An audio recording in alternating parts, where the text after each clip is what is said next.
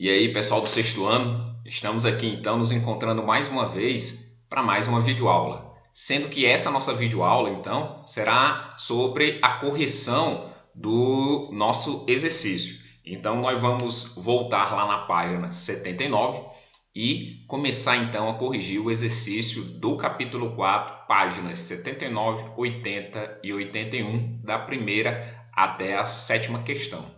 E aí, nesse exercício, com certeza vocês responderam, ele abordou então sobre os principais aspectos de como esse ser humano, saído da África, chegou aqui no continente americano. Chegado ao continente americano, exclusivamente no Brasil, como viveram os primeiros povos nativos. Ou seja, a gente também aí teve questões que caracterizou os principais povos nativos das mais diversas regiões desse Brasil, que até hoje tem dimensões continentais, ou seja, um país enorme, muito enorme. Então, a gente vai corrigir esse exercício, ok? Passando aí, então, a gente pode ir lá na página 79, e aí vocês, livro e caderno aí, um do lado do outro, para ir então acompanhando essa nossa correção. E aí, lá na página 79, a primeira questão, ele aborda assim, ó. Há duas hipóteses para explicar os prováveis caminhos percorridos pelos povoadores da América. Hipóteses, existia uma, aquela autóctone, que hoje não é mais usada, tá certo? Ficou para trás, mas atualmente existem três, tá certo? Existem três. Mas a questão aqui, ela pergunta o seguinte: explica a hipótese de número 1. Lá no livro de vocês, a hipótese de número 1, ela ficou conhecida como a teoria de Clovis ou a teoria da travessia do Estreito de Bering. Então, na letra A, nós vamos explicar a origem do homem americano a partir dessa teoria.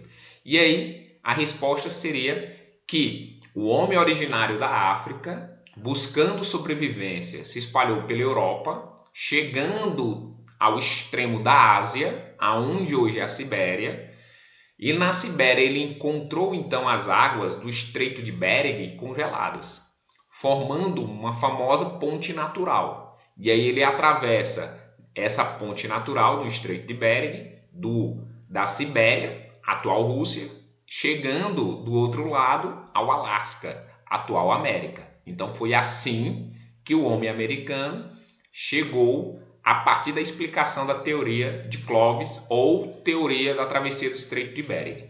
Ela é conhecida como a teoria de Clovis, como nós vimos na videoaula anterior. Nós vimos que ele ficou conhecido assim por conta de vestígios arqueológicos de fósseis encontrados então no Parque de Clovis, no Novo México, bem no centro dos Estados Unidos.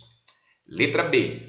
Explica a hipótese número 2, ou seja, a hipótese de número 2 é abordando a respeito da famosa teoria da travessia das ilhas da Polinésia. Já explicamos também que as ilhas da Polinésia são um conjunto de ilhas no Pacífico, ou seja, que fica entre a Ásia e a Oceania, entre a Ásia, Oceania e a América, tá certo? E aí, o que é que diz essa teoria? Essa teoria fala o seguinte: o homem saído do continente africano em busca de sua sobrevivência atingiu a Europa, a Ásia, mas também a Oceania. Na Oceania, sabendo navegar, ele então vai atravessar de ilha em ilha, ou seja, ele atravessa as famosas ilhas da Polinésia navegando até chegar em diversos pontos do continente americano, mais precisamente na América do Sul, atual Chile. Então, é o que fala essa importante teoria da travessia das ilhas da Polinésia, ok? Já na letra C, diz assim, ó, qual das possibilidades você considera mais provável? Justifique. Ou seja, aí é uma resposta pessoal. Para mim, as duas teorias, assim como Daniel Guidon, elas são cabíveis, as três teorias. Aquilo que nós dissemos. Até hoje elas se degladeiam, brigam entre si para provar por onde o homem chegou na América primeiro. Ou seja, para mim, o homem, ele sim chegou à América podendo vir por esses 3 caminhos. Lá pelo Estreito de Bering, pelas ilhas da Polinésia e pelo Atlântico. O importante é que as pesquisas arqueológicas elas continuem para tentar descobrir por onde o homem entrou na América primeiro, tá certo? Então essa resposta fica a seu critério, uma resposta pessoal. Já na segunda questão, ainda aí na página 79, monte uma ficha sobre a presença humana na América. Aqui então vai ser uma questão, pessoal, exclusivamente sobre pesquisas arqueológicas feitas no Brasil. Então vamos revisar aqui a nossa videoaula. As pesquisas arqueológicas no Brasil elas tiveram início ainda no século XIX, promovidas ou financiadas pelo imperador à época Dom Pedro II, que contratou um arqueólogo, o Peter Lane, que veio para o Brasil, se instalou no centro do Brasil, ou seja, em Minas Gerais, lá no sítio arqueológico de Lagoa Santa, e começou lá as pesquisas. Então, Peter Lane é o arqueólogo que dá início às pesquisas arqueológicas no Brasil. O importante é que nós saibamos que em 1975, tá certo? Lá no sítio de Lagoa Santa, foi então, as pesquisas foram continuadas, só que dessa vez por um conjunto de arqueólogos. Essa missão continha arqueólogos franceses e brasileiros. Então, é uma missão arqueológica franco-inglesa. Desculpa, franco-brasileira. E aí, a líder dessas pesquisas arqueológicas lá em Lagoa Santa, em 1975, era a arqueóloga francesa, tá certo? De nome Annette. Annette, tem no livro de vocês. E aí, ela pesquisando, ela então descobriu um fóssil. Só que, dias depois, rapidamente, ela veio a falecer. Em 1999, ou seja, praticamente 34 anos depois, 24 anos, desculpa, 34 anos depois, um arqueólogo paulista de nome, Walter Neves, ele então apresenta ao mundo aquele que viria a ser o fóssil mais antigo do Brasil ou das Américas, até hoje descoberto. Em homenagem a Lucy, fóssil mais antigo do mundo, descoberto por arqueólogos britânicos lá na África. Esse fóssil brasileiro então foi batizado de Luzia. Então, temos aí 3 importantes arqueólogos na história das pesquisas brasileiras. O Peter Lane, que dá início, a Annette, uma arqueóloga francesa que descobre o fóssil mais antigo das Américas, e o Walter Neves, que apresentou em 99 esse fóssil mais antigo. Mas vamos lá então para a segunda questão. Monte uma ficha sobre a presença humana na América. Nome do arqueólogo brasileiro que revelou ao mundo o fóssil mais antigo da América. Que revelou ao mundo. Então foi o Walter Neves. Então em 1999, Walter Neves foi quem revelou ao mundo o fóssil mais antigo da América. Nome e idade do fóssil. O nome é Luzia e a idade do fóssil quando jogado carbono 14, datou-se aí por volta de 11.500 anos atrás. Feições desse fóssil. As feições como esse fóssil, a Luzia era. Suas feições do crânio, quando reconstruído por cientistas ingleses, dá para perceber que suas feições são parecidas a nativos africanos, a nativos lá da Austrália. Ou seja, com olhos grandes, nariz largo e lábios volumosos. Você tem aí no livro de vocês essa resposta. Então, Luzia, quando reconstituída por cientistas ingleses, dá para você perceber que ela então tem a aparência, as feições de nativos do continente africano e australiano, provando que realmente veio de lá o ser humano para a América, ou seja, não teve origem no continente americano, ok? Então, aí a gente conclui a primeira e a segunda questão na página 79. Passando, então, ainda na página 79, vamos para a terceira questão. Assinale a incorreta e justifique sua resposta, ou seja, você vai corrigir. Na letra A, Nied Guidon, brasileira, nascida aí no interior do estado de São Paulo, numa cidade conhecida como Jaú, depois vocês podem pesquisar, Jaú. e sua equipe descobriram no sítio arqueológico de Pedra Furada pedaços de carvão e de pedra lascada, que teriam pelo menos 50 mil anos. Segundo ela, tais vestígios são prova suficiente da presença humana na América desde aquela data. De acordo com as pesquisas da Nied Guidon, o homem originou-se na América vindo direto da África. O homem sabia navegar, de acordo com Nied Guidon. Existiam várias ilhas entre o continente africano e americano. O nível do mar do oceano estava 140, 150 metros abaixo do nível de hoje. Consequentemente, ele diz a Nied Guidon em suas pesquisas que o homem então origina-se na América vindo direto da África. E consequentemente pisa aqui no Brasil, na América, por volta de 100 mil anos atrás. E os vestígios arqueológicos encontrados em São Raimundo Nonato, como vocês podem ver, os pedaços de carvão e as lascas de pedras, elas datam de 50 mil anos. Então a letra A está correta. Letra B. Todos os cientistas atuais aceitam a tese de Nied Guidon, de que a presença do homem na América é muito mais antiga do que se pensa. Aí nós temos que ver que nem todos os cientistas são favoráveis à ideia de Nied Guidon, ok? De acordo com as teses da travessia do Estreito de Bering, o homem provém aí por volta de, como a gente viu, cerca de 18 mil anos. Tá certo? Da travessia das ilhas da Polinésia por volta de 15 mil anos. Já Nied Guidon afirma que veio por volta de 100 mil anos. Então, não seria tão antiga a presença do homem aqui no continente americano. Então, corrigindo aí, só alguns cientistas atuais, né, aceitam essa tese de Nied Guidon. Outros tantos combatem, criticam. Letra C. Outros cientistas, porém, não aceitaram as provas apresentadas por Nied Guidon, dizendo que o carvão encontrado por ela pode ter sido produzido por incêndios florestais e que as lascas de pedra podem ser resultado do esfacelhamento das rochas, ou seja, esses materiais seriam resultado de fenômenos naturais e não da ação humana. Corretíssimo. Ou seja, como a gente acabou de falar, outros tantos arqueólogos criticam a tese da Nied Guidon, dizendo que o homem se fez presente aqui na América há 100 mil anos atrás, há bastante tempo, sendo que no Piauí a presença do homem seria por volta de 50 mil anos atrás.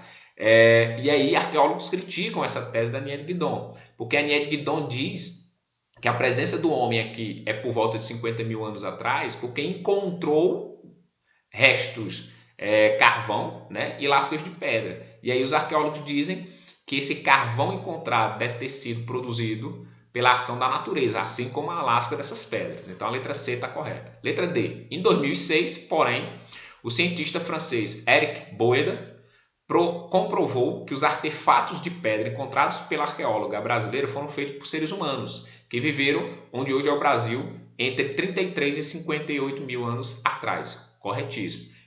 No livro de vocês tem até a foto, né, do Eric Boeda, que ele, então, em pesquisas recentes, ele comprova a teoria da Nied Guidon, que realmente aqueles pedaços de carvão e lascas de pedra teriam sido feitos pela ação humana por volta de 33 a 58 mil anos atrás. Então, o Eric Boeda, esse pesquisador, comprova a teoria da Nied Guidon de que o homem mais antigo das Américas se fez presente no Brasil, em São Raimundo Nonato, por volta de 50 mil anos atrás, ok? Vamos aí então para a quarta questão. Para responder a quarta questão, eu pediria a ajuda de vocês para irem lá no livro de vocês na página 72. Vão lá na página 72, tem um quadro amarelo que com certeza foi onde vocês encontraram a resposta para essa questão. É para nós elaborarmos então uma legenda para as imagens identificando o animal e suas características. O animal 1, você pode ver que é o mastodonte, e aí, sobre o mastodonte, você pode colocar, né, animal de muitas toneladas, com trombas e presas, né, de até 1 metro. Vivia em manadas, vivia em grupos. 2, macrauquênia, ou seja, a macrauquênia você pode colocar animal que possuía uma tromba curvada e o corpo semelhante a de um camelo. Imagem 3 é de um tigre dente de sabre. Você então vai colocar as características. Tinha o tamanho de um tigre, avantajado, grandioso, e caçava animais de grande porte. E a imagem 4, você pode colocar que é a preguiça gigante. Agora, as características, lá naquele quadro amarelo da página 72, foram de onde vocês extraíram a resposta, e lá tinha, chegava a alcançar 6 metros, com isso conseguia alimentos em árvores altas e de difícil acesso. Então, esses são os 4 principais animais pré-históricos do Brasil que viveram nas nossas matas, na nossa fauna, antes da chegada dos portugueses, há muito tempo atrás, e devido ao processo de evolução da espécie, alguns desapareceram, outros tiveram que se adaptar, né? O tigre continua até hoje, mas sem os dentes avantajados, e a preguiça, para se adaptar e continuar vivendo até hoje, teve que diminuir de tamanho, tá certo? Quinta questão. Aqui, pessoal, é o seguinte, teve um erro na produção do meu livro, tá certo? Por parte da editora. Corrigindo já alguma vez esse exercício, lá na página 80, essa questão 5, no livro de outros alunos, seria a questão 6, mas independente do número da questão, ok? Então, peço essa atenção, essa observação, faça essa observação. Então, independente da questão, a partir de agora, acompanhe o texto, só o texto. Complete o quadro sobre os primeiros habitantes das terras onde hoje é o Brasil, com as informações indicadas. Povo de Lagoa Santa, local onde viviam. O povo de Lagoa Santa vivia então no centro do Brasil, nas atuais terras de Minas Gerais. De que se alimentavam? De pequenos animais caçados, como também de pequenos animais extraídos dos rios. Como também se alimentavam dos caramujos gigantes. Principais características: um homem baixo e magro, vivia cerca de 30 anos, a sua expectativa de vida, 30 anos. Povo de Umbu, local onde viviam nas florestas do sul e do sudeste do Brasil. De que se alimentavam? Eles se alimentavam de animais de médio porte, de animais que andavam, vamos dizer assim, ou corriam em alta velocidade. Por isso que eles utilizavam a boleadeira, o arco e flecha para caçá-los. Eles se alimentavam aí de veados, emas e de pássaros. E principais características do homem de Umbu: habilidoso no trabalho com pedras, difundiu para o restante do Brasil o arco e a flecha, a boleadeira. Povos dos sambaquis ou povos da concha, local onde viviam no litoral do Espírito Santo a Santa Catarina. De que se alimentavam? Do que o mar os oferecia. Principais características: alimentando-se do que o mar oferecia, eles depositavam ossos de peixe e conchas em determinados pontos. Consequentemente, iam calcificando e criando uma elevação, conhecida então como sambaquis, certo? Uma outra questão aí é para falar a respeito, como aquela terceira, identificar a incorreta e corrigi-la. Letra A. Os povos da região amazônica começaram a praticar a agricultura há cerca de 2.000 anos. Eles desenvolveram cultivos próprios, como plantas medicinais e corantes. Mas a descoberta mais importante desses grupos foi o cultivo da batata. E aí a gente pode dizer que essa é uma das... essa é a incorreta. Tá certo? Além da batata, também tinha a mandioca, a macaxeira, a aipim. Os agricultores da Amazônia... Letra B. Os agricultores da Amazônia descobriram que, ralando, prensando e torando essas espécies de mandioca, conseguiam extrair o veneno que elas continham. Eles produziam alimentos como a farinha, o beiju e a tapioca. Correto. C. Mais ou menos na época em que começaram a cultivar plantas, os agricultores amazônicos desenvolveram também a cerâmica, argila cozida em forno. Suas cerâmicas estão entre as mais antigas da América e são peças de diversos tipos e formas: vasos, urnas funerárias, estatuetas, pratos, tangas, jarros, entre outras. Letra C está correta. Letra D. Mas foi na ilha de Marajó, na foz do rio Amazonas, entre os séculos 4 e 14, que se desenvolveu a mais notável cultura amazônica, a cultura marajoara. Correto. Letra E. Outra tradição cerâmica tão rica e variada quanto a marajoara foi a que se desenvolveu no ano 1000 ao longo dos rios Tapajós e Conduri. O centro dessa tradição cerâmica ficava onde hoje é a cidade de Santarém, no Pará. Por isso ela é conhecida como cerâmica de Santarém. Só está errado a questão dos rios. Você pode repetir toda a resposta e corrige ali, ó, ao longo dos rios Amazonas e Tapajós, ok? Então, no encontro do rio Amazonas com o Tapajós é onde esses nativos viveram, consequentemente dando origem a Santarém, ok? Então você corrige aí a letra A, tira batata, macaxeira, e letra E, tira Tapajós, Conduris e coloca Amazonas e tira Tapajós e Conduri, desculpa. Aqui, ó, na letra E, você vai deixar Tapajós e vai só tirar Conduri, é o rio Amazonas, ok? Então se desenvolveu no ano 1000 ao longo dos rios Tapajós e Amazonas, ok? Corrigindo, você deixa o Tapajós, tira o Conduri e coloca Amazonas, tá certo? E aí, sétima questão. Na sétima questão, com base no que você estudou, elabore uma legenda para as peças mostradas. Aqui na seta, vocês acompanham, essa imagem é de um vaso de cerâmica produzidos pelos marajoaras, os nativos que viveram na ilha de Marajó. Já aqui é um vaso de cerâmica produzido pelos nativos que viveram em Santarém, ou seja, no encontro do rio Amazonas com o rio Tapajós. Então, uma legenda. Esse vaso você pode colocar vaso marajoara, com presença de formas humanas, consequentemente sendo bastante decorado, sendo assim um vaso de cerimonial, um vaso cerimonial. Já aqui, ó, você pode colocar vaso de cerâmica da cultura de Santarém, sendo muito comum a presença de figuras humanas, mas também de figuras de animais.